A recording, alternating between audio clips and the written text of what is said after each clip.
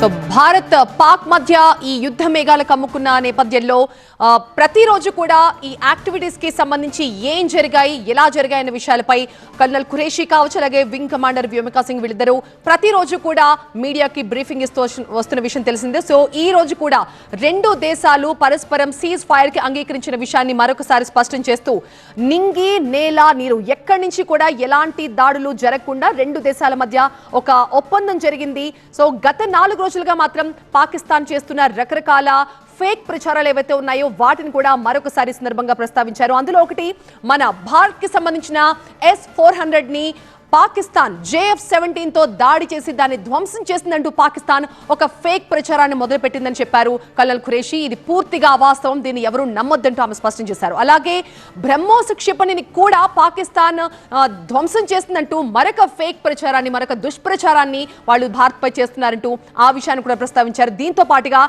Indian armed forces Pakistan లో ఉన్న మసీదుల్ని target చేస్తూ దాడులు చేస్తున్నారన్న మరొక విషయాన్ని కూడా వాళ్ళు ఒక ఫేక్ ప్రచారం చేస్తున్నారు. భారతదేశం ఒక సెక్యులర్ కంట్రీ, మేము అన్ని మతాలని గౌరవిస్తాం, అలా దేవాలయాల మీద కావచ్చు, మసీదుల మీద కావచ్చు, ప్రార్థనా మందిరాల మీద అటాక్ చేసే సంస్కృతి మాది కాదు అంటూ స్పష్టం చేశారు వ్యోమికా సింగ్.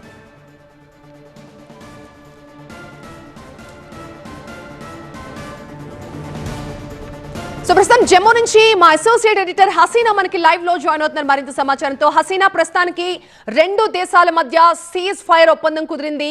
మే 12 వరకు కూడా సీజ్ ఫైర్ అమల్లో ఉండబోతోంది. మే 12న రెండు దేశాలు చర్చలకు కూర్చోబోతున్నాయి. సో అప్పుడు మాట్లాడుకున్న తర్వాత తదుపరి ఏం జరుగుతుందన్నది చూడాలి. సో ప్రస్తుతం ఏంటి, మీరున్న ప్రదేశంలో చూస్తే ఒక కర్ఫ్యూ లాంటి వాతావరణం కనిపిస్తోంది.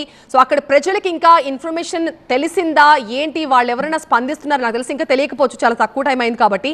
సిచ్యువేషన్ ఏంటి జమ్మూలో అయితే ప్రస్తుతం?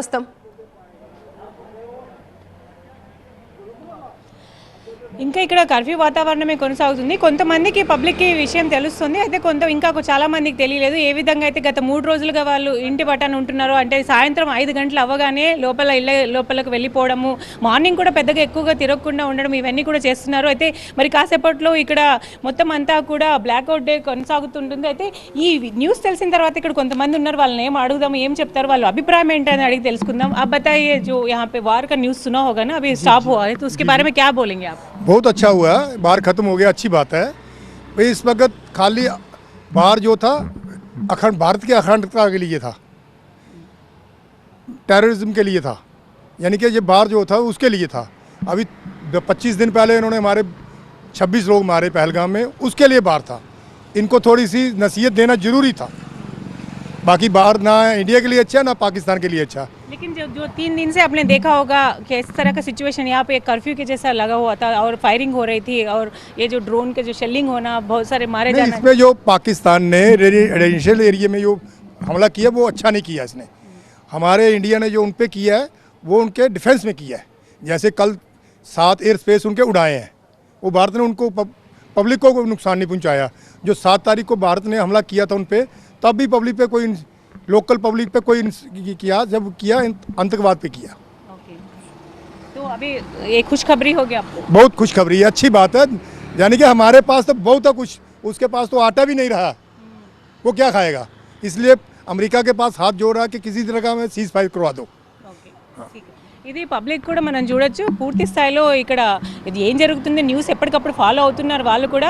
సీజ్ ఫైర్ అనేది మంచిదే, రెండు దేశాలకు మంచిదే, కానీ ఉగ్రవాదం మీద మాత్రం పోరు అనేది కొనసాగించాలి. ఉగ్రవాదులపైన దాడి అనేది మనం చేసాము, అక్కడ ప్రజల మీద కానీ ఇంకా వేరే వాళ్ళ మీద కానీ మనం దాడి చేయలేదు. కేవలం ఇప్పటికైనా ఉగ్రవాదుల్ని అప్పగించాలి, పాకిస్తాన్ ఉగ్రవాదులకి సపోర్ట్ చేయకుండా ఉండాలి, వాళ్ళకి ఫండింగ్ చేయకుండా ఉండాలి. సో ఉగ్రవాదుల్ని అప్పగించాలనేది ఎక్కువ పర్సెంట్ ఇక్కడ పబ్లిక్ కోరుకుంటున్నారు.